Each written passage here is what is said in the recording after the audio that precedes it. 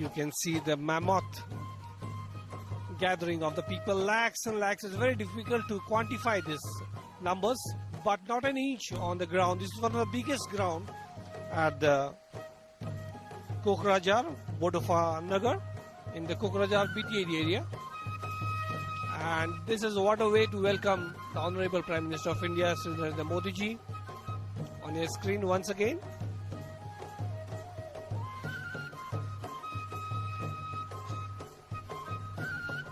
Bagrumba dance being performed. The traditional Bagrumba dance once again on your screen. People, celebrations, jollifying, frolic, hilarity and festivity absolutely on the ground. Prime Minister Narendra Modi being welcomed with the traditional Bagrumba dance of the borders, which is practiced and performed usually by young village girls. On your screen, Union Sports Minister Sarbananda Sonowal with the Prime Minister Narendra Modi, and the BTC Chief is also on the left hand side, Hangrama Mohilari.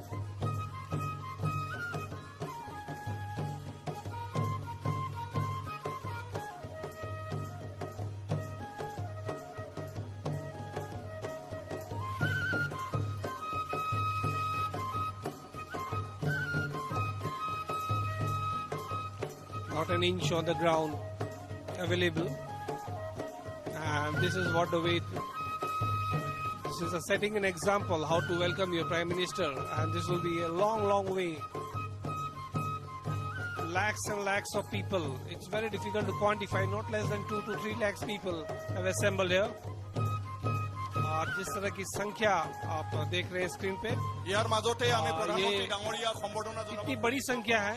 यहाँ में सिर्फ बोडो जाति ही नहीं बल्कि विभिन्न जातियाँ, बाकी जितनी भी जातियाँ हैं वो यहाँ पे नरेंद्र मोदी जी प्रधानमंत्री को सुनने के लिए आई है। उनको टीवी पे बहुत बार देखा है, सुना है, मगर आज प्रत्यक्ष रूप में उनके दर्शन करना शायद उनकी किस्मत में पहली बार। और ये BTC chief Hagrama Mohilary traditional Bodo तरीके से उनका स्वागत करते प्रधानमंत्री नरेंद्र मोदी हाथ मिलाते हुए काफी प्रसन्न मुद्रा में। और एक धन्यवाद प्रधानमंत्री जी को।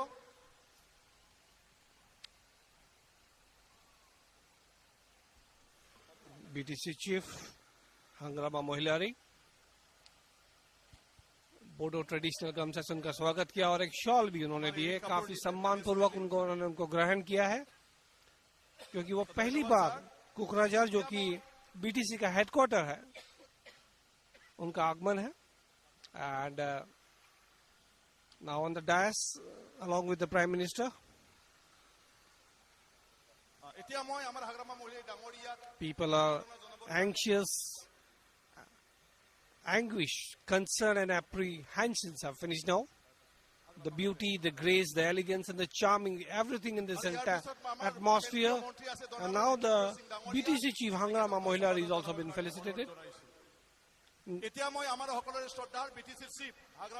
Right from the early morning, people in the traditional Bodo attires welcoming Prime Minister Borai Bai and offering thanks Gojontho for visiting Kokrajhar for the first time.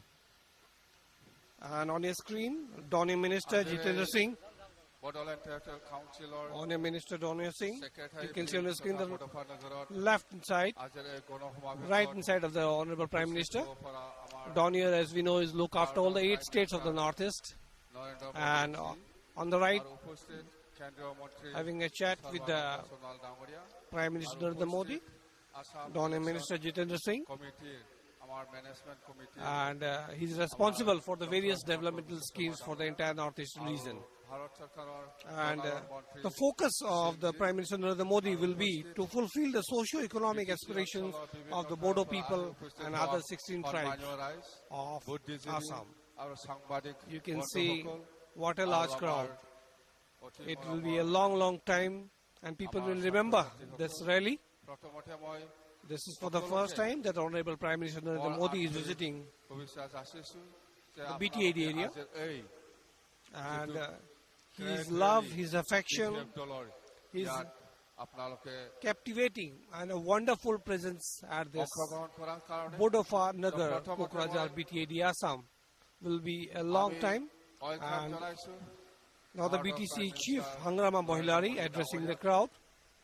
তো আমাৰ আজিৰ এই ৰেলীৰ আচল উদ্দেশ্যটো হ'ল আমি বিটিচি অঞ্চলত সকলো জাতি জনগোষ্ঠী মুছলিম হওক বড়ো হওক বা বেংগলী বা নাথযোগী অসমীয়া হিন্দীভাষী নেপালী আদিবাসী সকলো জাতি জনগোষ্ঠী আমি যে এই অঞ্চলত একেলগে বসবাস কৰি এই অঞ্চলত একেলগে থাকি এই অঞ্চলত একতা বজাই ৰাখি এই অঞ্চলত শান্তি বজাই ৰাখি আমি এই বিটিচি অঞ্চলটো উন্নতিতে আমি কৰিব বিচাৰো সেইটোৱে আমাৰ ডাঙৰ এটা মানে সেইটোৱে আমাৰ আচল উদ্দেশ্য আৰু আমি আজি মোদী ডাঙৰীয়াক আমি অনুৰোধ কৰিম मोदी जी हमारा बीटीसी बहुत बैकवर्ड है आपको हमारा मदद चाहिए बीटीसी को उन्नति करने के लिए बीटीसी को डेवलप करने के लिए हमारा आपका मदद चाहिए हमारा बीटीसी इलाका में बहुत समस्या है उसको समाधान करके देने से हम बहुत अच्छा लगेगा और ये हमारा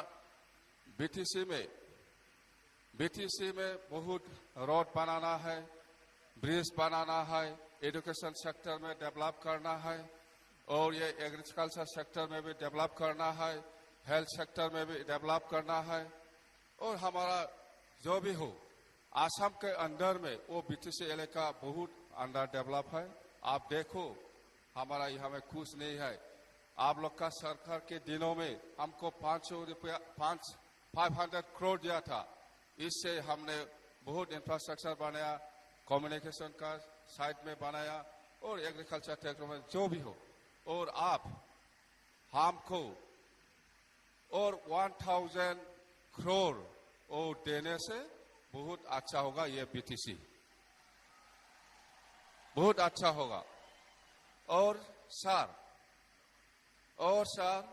हमारा बीटीसी या असम में वो अल्फा और एनडीएफबी का जो समस्या है उसको भी आप देख लीजिए समाधान करने के लिए और हमारा यहाँ बीटीसी इलाका में वो आदिवासी और कोस राजवंशी का जो एसटीकरण है उसको भी आप जल्दी से जल्दी समाधान करके दीजिए और हमारा वो कार्बी आंगलंग का जो बोरो लोग का जो एसटीकरण है उसको भी आप जल्दी से जल्दी समाधान कर दीजिए वो भी हमारा वो हम कार्बी आंगलंग और डिमा हासाव का जो बोरो है एक ही है हमारा प्लेन का बोरो कल्चर ट्रेडिशन सब एक ही है लैंग्वेज सब एक ही है उसमें कोई फर्क नहीं है आप उसको भी समाधान करके दीजिए वही है हमारा डिमांड और हम बीटीसी में चाहता है ये 2008 से 2014 तक जो रायट हुआ था उसका इफेक्टेड फैमिली को हमने पर फैमिली 5 लाख हमने डिमांड दिया था उसको भी आपका सरकार ने निश्चय समाधान कर देंगे उसको भी हम मेमोरेंडम दिया जो भी हो हमारा बहुत डिमांड है हमारा बीटीसी वालों ने चाहता है बीटीसी में यूनिटी बीटीसी में उन्नयन और बीटीसी में शांति वही हमारा मूल उद्देश्य है और उसके लेके हमें बीपीएफ डोल ने काम कर रहा है और चिंता मत कीजिए मोदी जी आपका सरकार असम में आ गया 2016 में 100% उसमें कोई गड़बड़ नहीं है उसमें कोई गड़बड़ नहीं बीजेपी सरकार 2016 अप्रैल महीना बाद में जो सरकार बनाना है उसमें 100% कोई बात नहीं उसे हम बना देंगे देखा देंगे हम वो कांग्रेस क्या है ये क्या है कांग्रेस हमको क्या क्या गाली दे रहा है वो उसको हम बात दो ये क्या है हम जो जहां रहेंगे वही सरकार बनाएंगे बस उसमें कोई नहीं। देखा देंगे हमारा 1000 कोटी बीटीसी में बहुत अच्छा काम होगा, लेकिन कांग्रेस का जैसा ऐसे सेंट्रल गवर्नमेंट का पैसा लेके ऐसे सूता कंबल नहीं दिलाता है। हम ब्रिज बनाएंगे, हम कॉलेज बनाएंगे, हम रास्ता बनाएंगे।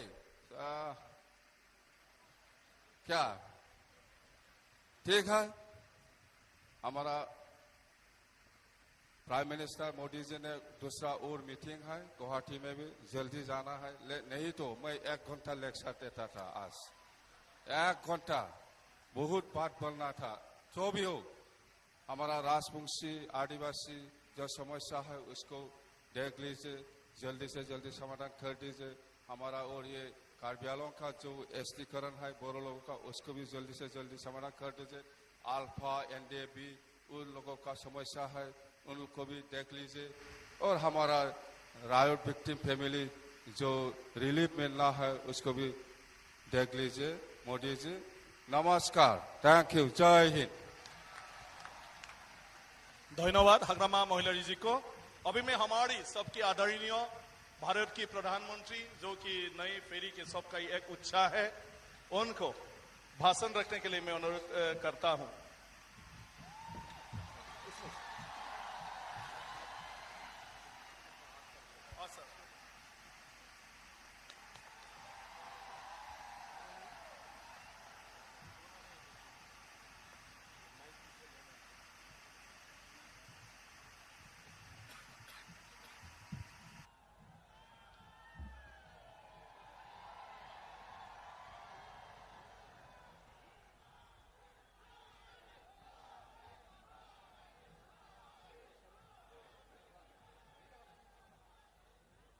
मंच पर विराजमान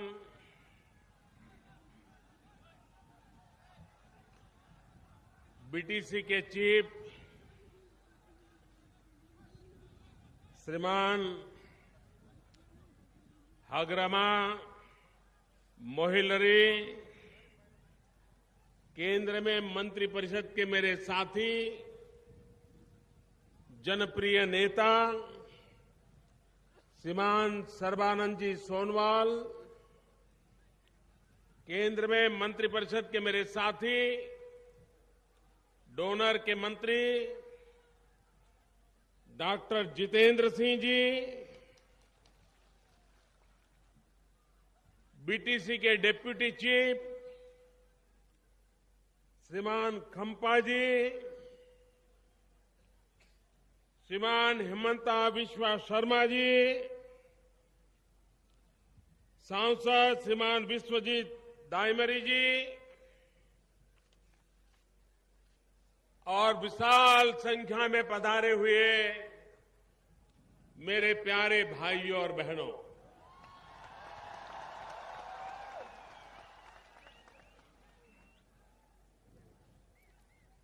बहनी सिम्बो फूगहाम,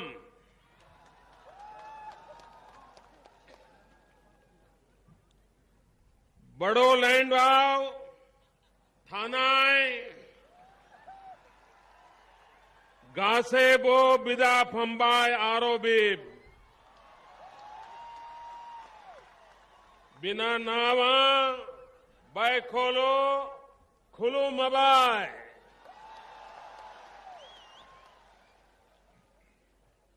आचा खालामा नमथा मनहा बयबो मोजा।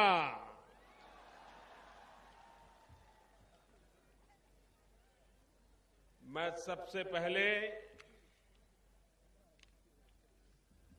आप सबकी क्षमा मांगता हूं,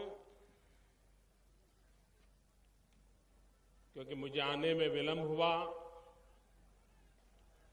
मैं सिक्किम में था, लेकिन वहां से निकलने में देर हो गई और उसके कारण आपको काफी इंतजार करना पड़ा। मैं इसके लिए आप सबकी क्षमा चाहता हूं, लेकिन मैं ये आपको विश्वास दिलाता हूं कि मुझे इतनी देरी नहीं हुई है कि जिसके कारण अब आपको विकास के लिए इंतजार करना पड़े।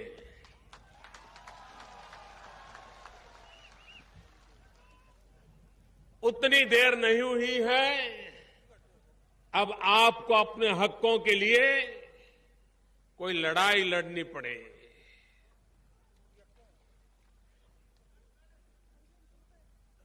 मैं आया हूं आपके साथ कंधे से कंधा मिला करके यहां के लोगों की भलाई करने के लिए।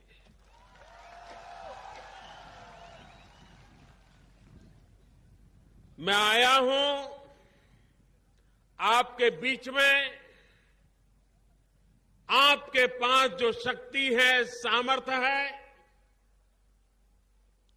आपके पास जो सपने हैं, आप जो नौजवान हैं, उन सबको एक अवसर मिले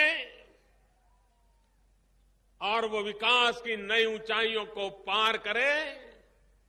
आपके सपनों को संजोने के लिए मैं अपने आप को जोड़ने के लिए आया हूं।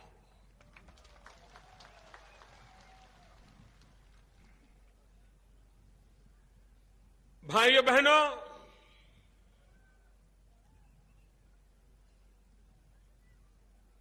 आज मैं आपके बीच में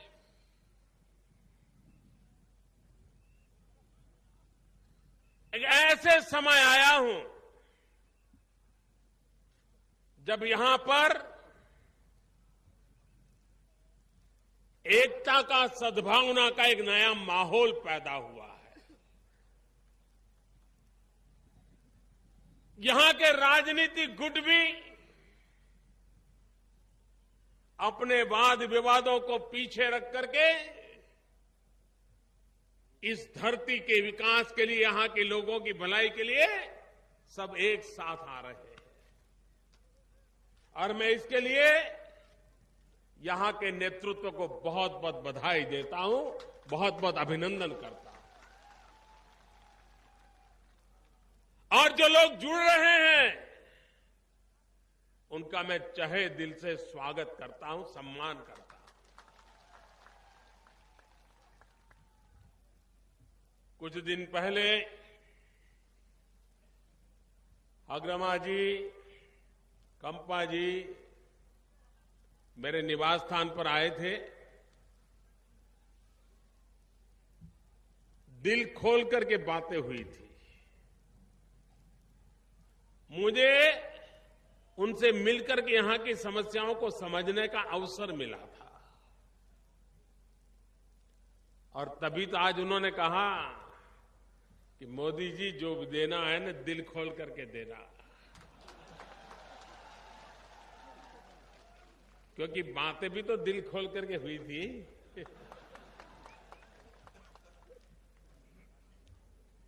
मैं आपको विश्वास दिलाता हूं, अब इस दिल में आप ही समा गए हैं। और इसलिए ये दिल भी खुल चुका है, हाथ भी खुल चुके हैं।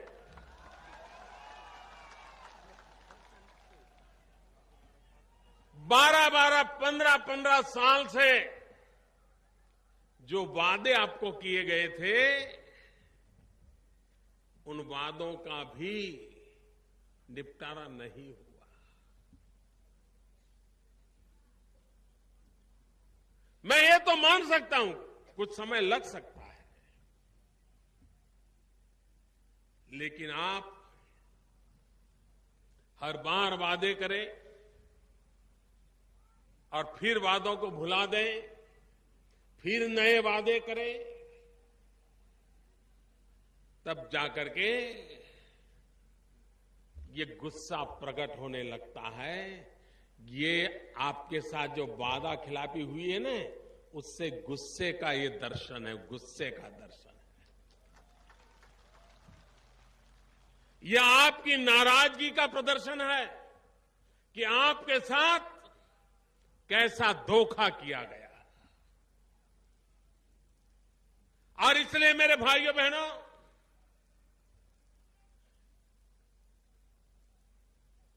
मैं आपको इतना ही कहने आया हूं कि जो बात मैं कर रहा हूं, इसको पूरा करने के लिए जी जान से जुड़ जाता हूं, जी जान से खप जाता हूं।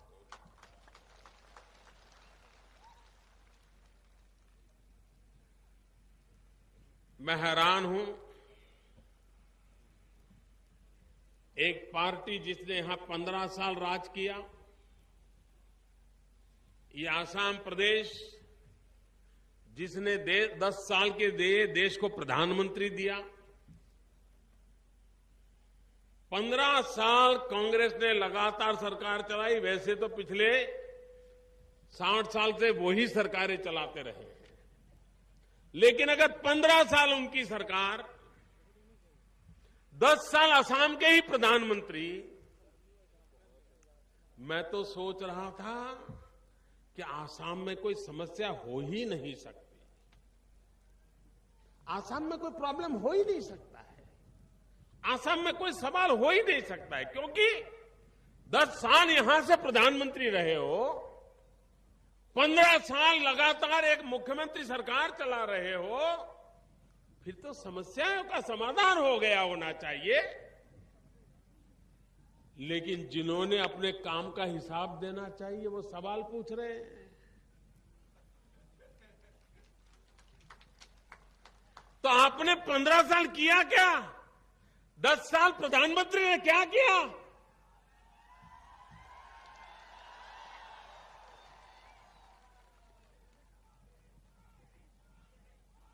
और इसलिए भाइयों बहनों, जो 15 साल तक कुछ कर नहीं पाए, 10 साल जिस प्रदेश ने प्रधानमंत्री दिया, उस प्रदेश को आज अपनी समस्याओं की गिनती करनी पड़े, ये अपना खुद का ही विफलता का वो दस्तावेज है और कुछ नहीं है। ये खुद को स्वीकार करना पड़ रहा है कि उन्होंने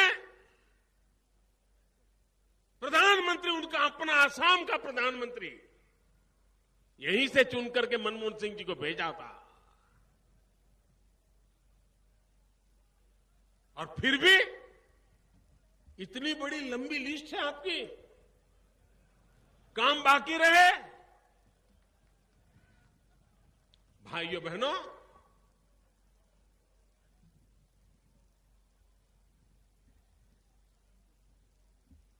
वो 15 साल में कुछ नहीं कर पाए और मुझसे अपेक्षा करते हैं 15 महीने में मैं सब कर दूं। मुझे बताइए भैया, ये मेरे साथ न्याय हो रहा है क्या? न्याय हो रहा है क्या? ये आरोप ईमानदारी है क्या? ये आरोप झूठे है कि नहीं है? ये आप लोगों को गलतफहमी करने के लिए है कि नहीं है? आप लोगों को गुमराह करने के लिए है कि नहीं है? लेकिन मेरा आप पर भरोसा है, आप गुमराह होने वाले नहीं हैं। आपने उनके 15 साल देख लिए, आपने हमारे 15 महीने देख लिए। एक एक मिनट देश की भलाई के लिए हम काम कर रहे हैं भाइयों। यहां पर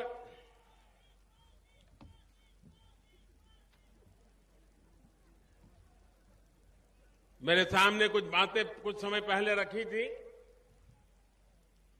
आज मैं बड़े संतोष के साथ कहना चाहता हूं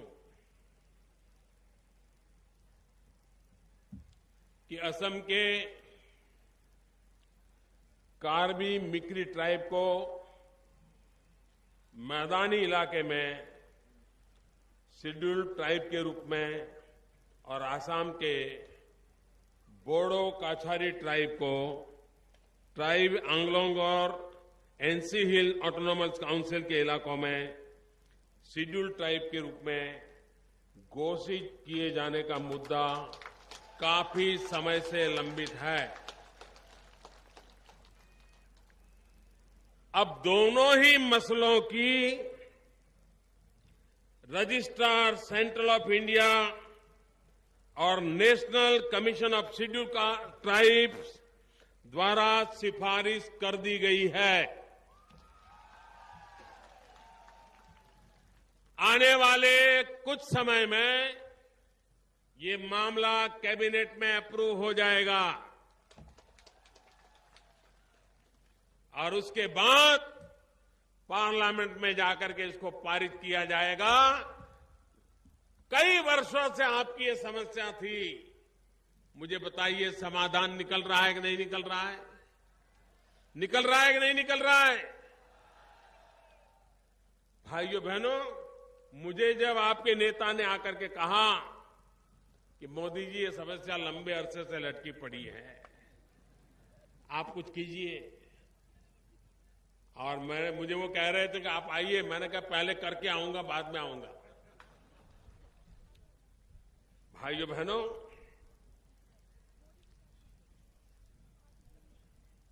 इस क्षेत्र के छात्रों को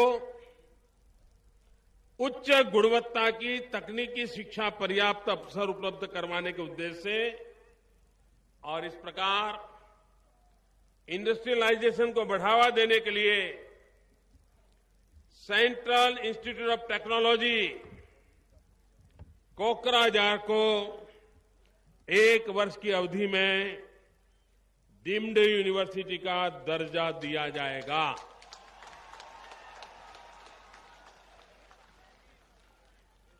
इस कार्य से यूनिवर्सिटी को और अधिक एकेडमिक तथा एडमिनिस्ट्रेटिव ऑटोनॉमी प्राप्त होगी। मेरे सामने एक मसला आया था एयरपोर्ट का। बहुत पहले एक एयरपोर्ट सेना के साथ मिलकर के काम कर रहा था, फिर वो सब बंद हो गया।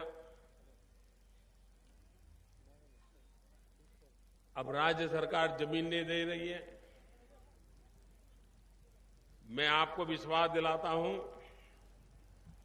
जैसा ही जमीन का मसला पूरा हो जाएगा, रूपसी एयरपोर्ट को भारतीय वायुसेना और आम जनता के लिए संयुक्त उपयोग के लिए विकसित किया जाएगा।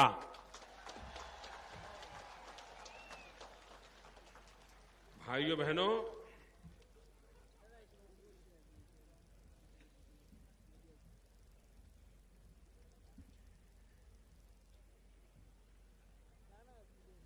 कंचनजंगा एक्सप्रेस ट्रेन के रूट को बराक वैली में स्थित सिलचर तक विस्तार किया जाएगा।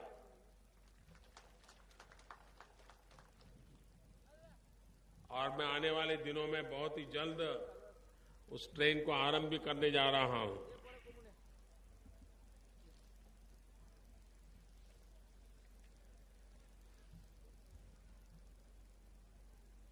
एक और कठिनाई बताई कि हमारे लिए बजट में इतना आवंटन होता है, लेकिन पता नहीं कहां जाता है। कहां जाता है? आपको मालूम है कहां जाता है पैसा? कहां जाता है? कहां जाता है? कहां जाता है? कहां जाता है? ये बंद होना चाहिए कि नहीं होना चाहिए? जनता की पाई जनता के पास जानी चाहिए कि नहीं जानी चाहिए? भाइयों बहनों, जो अब तक लूटा गया है, अब लूटने का अवसर नहीं मिल रहा है, इसलिए ये लोग हम पर परेशान हैं।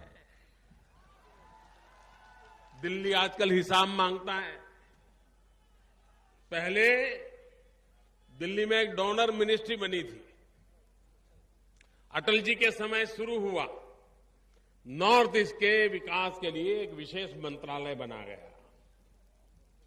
बाद में अटल जी की सरकार तो चली गई, बाद में इनकी सरकार बनी। वो सरकार में क्या क्या होता था, क्या क्या होता है, सब आपको मालूम है। हमने अब डोनर मिनिस्ट्री को एक ऐसा काम दिया है कि जिसके कारण यहां कुछ नेता लोग बड़े परेशान हैं। पहले क्या होता था, यहां के लोगों को दिल्ली जाना पड़ता था, डोनर मिनिस्ट्री कहां है वो खोजना पड़ता था, सामान्य मानवी तो कभी वहां जा नहीं सकता था, शिकायत कोई पहुंचानी है तो पहुंच नहीं सकती थी, क्या चल रहा है, क्या सच है, क्या झूठ है, पता तक नहीं चलता था।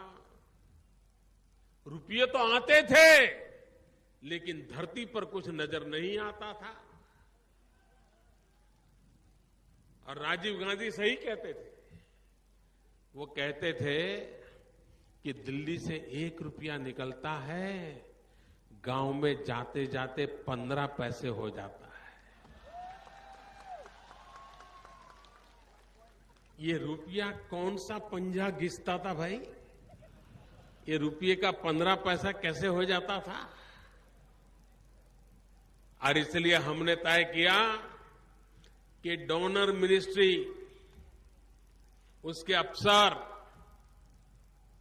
महीने में एक बार नॉर्थ ईस्ट के उस राज्य में जाएंगे। पूरा सचिवालय दिल्ली से गुवाहाटी जाएगा, नॉर्थ ईस्ट के और राज्यों में जाएगा। 1 दिन 2 दिन पूरा समय वहां बैठेंगे। सरकार ने पैसे दिए, उसका क्या हुआ, उसका हिसाब मांगेंगे। रुपये कहां जा रहे हैं उसकी पूछताछ करेंगे। और ये हमारे डॉक्टर जितेंद्र सिंह की टीम लगातार कर रही है और उसके कारण यहां परेशानी हो रही है। मोदी हिसाब मांग रहा है और इसलिए आजकल फैशन हो गई है अपने काम का हिसाब नहीं देना, लेकिन हिसाब मांगे तो और ही आरोपों को लगाना शुरू कर देना। असम सरकार को हिसाब देना ही पड़ेगा, नॉर्थ ईस्ट की सभी सरकारों को हिसाब देना पड़ेगा। ये जनता का पैसा है, ये जनता के काम आना चाहिए, रुपया इधर उधर नहीं होना चाहिए। और इसलिए मैं इन लोगों को बुरा लगता हूं। मैं अच्छा लगूं बुरा लगूं, इसके लिए मैं अपना समय बर्बाद नहीं करता हूं। मेरा देश अच्छा बने, इसके लिए मैं समय खपाता हूं, इसके लिए काम कर रहा हूं। और इसलिए भाइयों बहनों, हमारे देश का भविष्य बदलना है तो मेरे पास 3 पॉइंट प्रोग्राम है, 3 सूत्री कार्यक्रम है। पहला डेवलपमेंट, दूसरा डेवलपमेंट, तीसरा डेवलपमेंट। सारी समस्याओं का समाधान विकास में ही है। पिछले दिनों आपने देखा होगा, दिल्ली में पुलिस की भर्ती हुई। हमने आग्रह रखा कि नॉर्थ ईस्ट के, असम के, नॉर्थ ईस्ट के अन्य राज्यों के नौजवानों को दिल्ली में पुलिस में भर्ती करना चाहिए। आज बहुत बड़ी मात्रा में यहां से नौजवानों को दिल्ली की रखवाली के लिए ले गया हूं।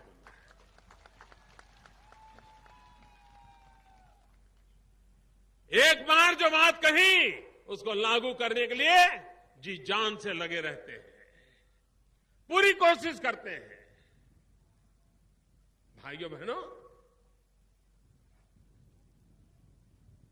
अगर विकास करना है तो इस इलाके को सबसे पहली जो जरूरत है वो इंफ्रास्ट्रक्चर की है। चाहे रोड हो, चाहे रेल हो, चाहे वाटरवे हो,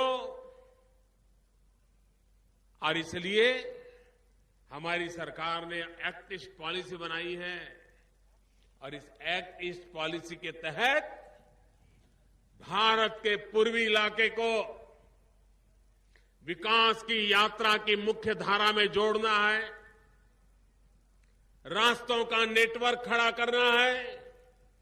और पिछले बजट आपने देखे होंगे, भूतकाल में कभी न आवंटन किया होगा उतने रुपए आजकल नॉर्थ ईस्ट में रोड और रेल के लिए हम लगा रहे हैं।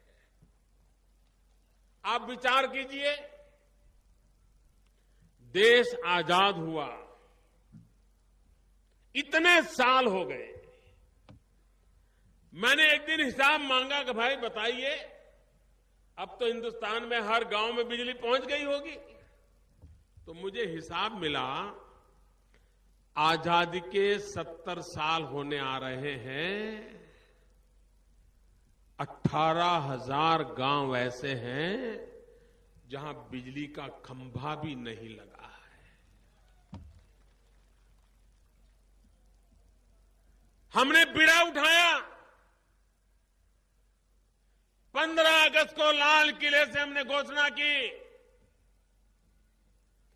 कि मेरी सरकार को मैं जी जान से काम करने के लिए दौड़ाऊंगा,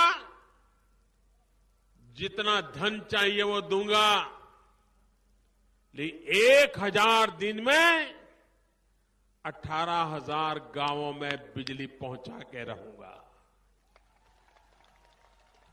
आप में से किसी को भी इंटरेस्ट हो तो मोबाइल फोन पर आप इसका पूरा डिटेल देख सकते हैं। डेली डिटेल आता है, उसकी एक अलग वेबसाइट बनाई है। किस गांव में खंभा पहुंचा, किस गांव में तार पहुंचा, किस गांव में तार का कनेक्शन लग गया, डे टू डे हिसाब जनता के सामने रखा जाता है। और हर दिन कुछ न कुछ गांवों में बिजली शुरू हो गई है।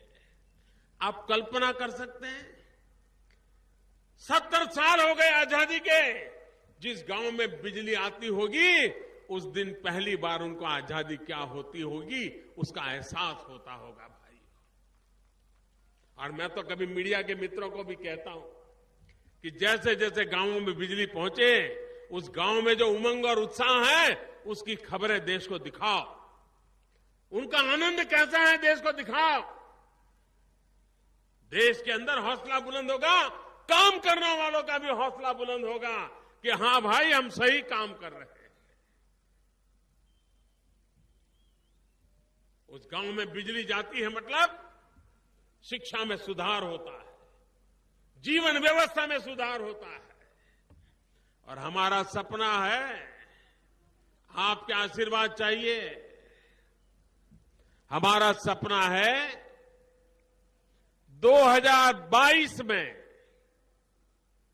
जब भारत की आजादी के 75 साल होंगे, वो 75 साल देश कैसे मनाएं, क्या करें, हमारा इरादा है 2022 तक सब दूर बिजली पहुंचे। इतना ही नहीं, 24 घंटे बिजली मिलनी चाहिए। 24 घंटे बिजली आज नहीं मिल रही है। और ये काम हमें बीड़ा उठाया है, 2022 तक ये काम करने का इरादा रखा है। और मैं आपको विश्वास दिलाता हूं, आजादी के 75 साल देश की आजादी के लिए मर मिटने वालों की बातें हमें प्रेरणा देगी और ये काम हम करके रहेंगे। हमारा एक और सपना है, वो सपना इस देश का गरीब, आजादी के इतने साल हो गए, कई गरीब परिवार हैं जिसको अपना खुद का घर नहीं है। हर परिवार की एक इच्छा तो रहती है कि कम से कम खुद का घर हो। क्या लोगों का ये सपना पूरा होना चाहिए कि नहीं होना चाहिए? और इसलिए भाइयों बहनों, हमने ठान ली है कि 2022 में जब देश आजादी के 75 साल मनाता होगा, तब तक हिंदुस्तान में गरीब से गरीब व्यक्ति को भी खुद का रहने का घर हो, और घर भी ऐसा जिसमें बिजली भी हो, पानी भी आता हो, शौचालय भी हो, और बच्चों के लिए नजदीक में स्कूल भी हो। भाइयों बहनों, विकास यही एक बात है। अब जब इतने करोड़ों करोड़ों मकान बनेंगे, कितने नौजवानों को रोजगार मिलेगा, कितने लोगों को काम मिलेगा, कितने काम के अवसर मिलेंगे। जब रास्ते बनेंगे, रास्तों का नेटवर्क बनेगा। सिर्फ रास्ते बनते ऐसे नहीं, जब बनते हैं तब इतने लोगों को काम मिलता है, उनके लिए रोजी रोटी घर के सामने आके खड़ी हो जाती है। रेल का काम तेज गति से बढ़ रहा है। यहां पर ब्रॉडगेज बनाना एक सबसे बड़ा काम है, और जब तक ब्रॉडगेज का काम नहीं होता, हिंदुस्तान के और हिस्सों से प्रगति के साथ वो जुड़ नहीं पाते हैं। हमने इस पर बल दिया है। सबसे ज्यादा बजट आज सरकार इस पर लगा रही है। हमने तय किया था, हम गरीब से गरीब व्यक्ति का बैंक का खाता खोलेंगे। प्रधानमंत्री जनधन योजना शुरू की। लोगों को लगता था साहब जो काम 70 साल में नहीं हुआ, मोदी जी आप कैसे करोगे। मेरे देशवासियों, आज आपको बताते हुए मुझे खुशी होती है कि हमने प्रधानमंत्री जनधन योजना के अंतर्गत इस देश में जिसके पास बैंक के खाते नहीं थे, 20 करोड़ लोगों के बैंक के खाते खोल दिए। 20 करोड़ लोगों के। और इतना ही नहीं भाइयों, खाते जब खोले तब हमने कहा था कि गरीब के पास पैसे होते नहीं है, एक भी पैसा नहीं होगा तो भी उसका बैंक का खाता खुलेगा। एक बार वो आर्थिक व्यवस्था की मुख्य धारा में आए तो सही, बैंक के दरवाजे में जाने की उसमें हिम्मत तो आ जाए, बैंक वालों से बैठ करके आंख में आंख मिला करके बात करने की ताकत तो आ जाए। 20 करोड़ लोगों के खाते खुल गए। हमने कहा था एक नया पैसा नहीं होगा तो भी खाता खुलेगा, लेकिन मुझे खुशी है कि जिनके पास पैसे नहीं है, हम मानते हैं, वो भी सोचते थे मुफ्त में नहीं करना है, कुछ तो देना चाहिए, बैंक में जमा करना चाहिए। भाइयों बहनों, इन लोगों ने करीब करीब 30,000 करोड़ रुपया जमा किया। 30,000 करोड़ रुपया जमा। यह ताकत है हमारे देश के सामान्य मानवी की। इस ताकत को लेकर के हम आगे बढ़ना चाहते हैं। और इसलिए भाइयों बहनों, मेरा एक ही इरादा है, ये बोडोलैंड हिंदुस्तान में और जगह पे जितना विकास हुआ है, उतना विकास यहां होना चाहिए कि नहीं होना चाहिए। यहां के लोगों को भी रास्ते मिलने चाहिए कि नहीं मिलने चाहिए। यहां के गरीबों को घर मिलना चाहिए कि नहीं मिलना चाहिए। यहां की स्कूलों में शिक्षक होना चाहिए कि नहीं होना चाहिए। यहां पर नौजवानों को रोजगार मिलना चाहिए कि नहीं मिलना चाहिए। यही काम मुझे करना है भाइयों। इसी काम को करने के लिए मैं आपके आशीर्वाद मांगने के लिए आया हूं। और आज ये लाखों की तादाद में मैं ये जनसागर देख रहा हूं। मैंने आसाम में दौरे बहुत किए हैं। लोकसभा के चुनाव में भी आपने मुझे भरपूर आशीर्वाद दिया है, लेकिन ऐसा नजारा पहले कभी नहीं देखा। ऐसा माहौल मैंने कभी नहीं देखा। भाइयों बहनों, दूर सुदूर पहाड़ों में, जंगलों में रहने वाले आप लोग ये जो मुझे आशीर्वाद दे रहे हैं ना, मुझे आपके लिए काम करने की ताकत मिलती है, ताकत मिलती है। आपके लिए दिन रात दौड़ने की मुझे प्रेरणा मिलती है। और इसलिए ये आशीर्वाद आपके मुझे दौड़ाते हैं, मुझसे काम करवाते हैं और आपकी सेवा में मुझे खपा देते हैं। भाइयों बहनों, मेरी खुशी का विषय है कि हमें नए साथियों के साथ काम करने का अवसर मिला है। और मैं विश्वास दिलाता हूं कि हम मिलकर के यहां जितनी समस्याएं रुकी पड़ी है, उन समस्याओं के समाधान के लिए कोई कसर नहीं छोड़ेंगे। मैं फिर एक बार आपका बहुत बहुत आभारी हूं। बहुत बहुत धन्यवाद।